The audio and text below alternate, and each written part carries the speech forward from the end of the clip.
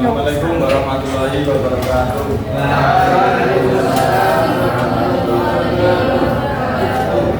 Baik anak-anak, di sini Bapak Guru sama Ibu Guru itu akan menjelaskan tentang materi apa itu teks berita.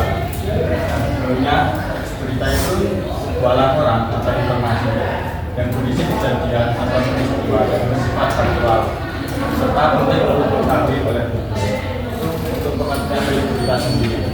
Untuk materi selanjutnya akan disampaikan oleh Guru dari satu. Nah, sebelum mulai pembelajaran berikutnya, lebih baik kita speaking dulu ya untuk mengecek semangat kalian pada pagi hari ini. Nanti kalau saya bilang mana semangatmu, dijawab ini semangatku gitu ya. Sambil tangannya di kepala Kak. Mulai. Mana semangatmu? Ini semangatmu. Kurang keras, kurang semangat. Sampai lagi. Mana semangatmu? Ini semangatmu. Untuk nanti fokus kita tepuk ya. Tepuk 1. Tepuk 3. Tepuk 2. Tepuk 5.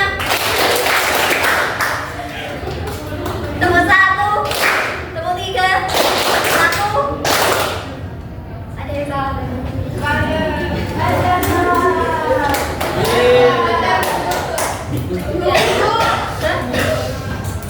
Lagi. Tepuk angin.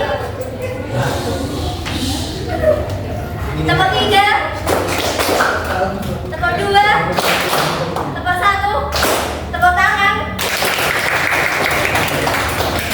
Anak tadi sudah tahu tentang teks berita itu apa? Teks berita itu adalah laporan atau peristiwa tentang kejadian atau suatu peristiwa yang bersifat faktual atau dan aktual. Selanjutnya ciri-cirinya. Faktual itu berdasarkan fakta yang benar-benar terjadi. Dan aktual itu peristiwa yang hangat dibicarakan dan objektif disajikan secara adil, tidak memihak dan berdasarkan data. Jangan rame, anak. Ada unsur-unsur teks berita. Unsur-unsur teks berita itu yang lebih baik yaitu memuat 6 unsur, yaitu A, B, Simba. Apa, dari mana, kapan, mengapa, siapa, bagaimana. Selanjutnya akan dicontohkan oleh Bu Guru. Teks berita kan ada unsurnya ada 5W 1H.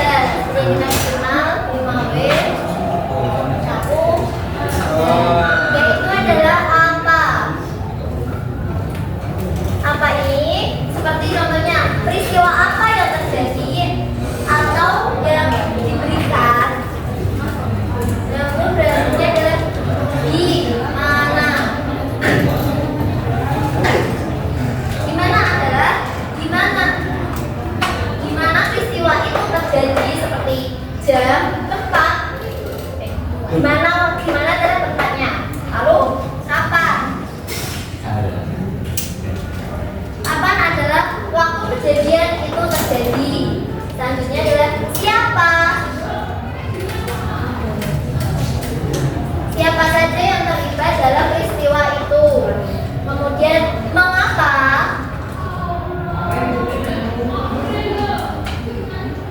Mengapa hal itu bisa terjadi. Sebenarnya bagaimana. Bagaimana itu, bagaimana proses atau kronologi peristiwa itu terjadi. Selanjutnya, struktur teks berita sendiri itu ada 3 bagian.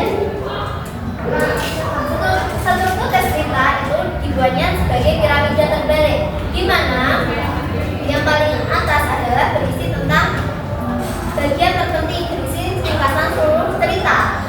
Jadi awal kronologi ditaruh di awal berita. Selanjutnya berisi tentang penjelasan mendalam tentang peristiwa berita atau rincian latar belakang dan kutipan dari narasumber. Berikutnya adalah ekor berita di mana ini adalah informasi tambahan atau penutup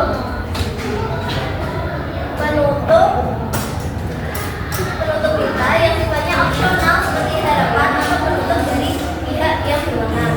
Sementara kaidah kebahasaan dalam berita itu sendiri ada beberapa, seperti contohnya penggunaan bahasa baku. Jadi berita itu menggunakan bahasa yang baku. Kemudian menggunakan kalimat langsung dan tidak langsung. Contohnya seperti kutipan yang contohnya kepala BMKG menyatakan warga harus tetap waspada terhadap potensi banjir susulan. Contoh kalimat yang tidak langsung adalah kepala BMKG menyatakan bahwa warga harus tetap waspada terhadap potensi banjir susulan. Sementara kaidah bahasa berikutnya adalah menggunakan kata kerja, di mana suatu teks berita harus menunjukkan aktivitas pikiran atau proses, bukan tindakan fisik digunakan untuk mengutip atau merespon pertanyaan seperti memikirkan, merasakan, menduga atau mengharapkan. Nah, selanjutnya Ibu akan mengirim link kepada kalian tentang suatu berita. Kalian menganalisis unsur-unsur seperti 5W1 lainnya, terus menganalisis strukturnya dan menganalisis kaidah kebahasaan dalam teks berita tersebut. Ini dibagi 3 kelompok ya, seperti tadi.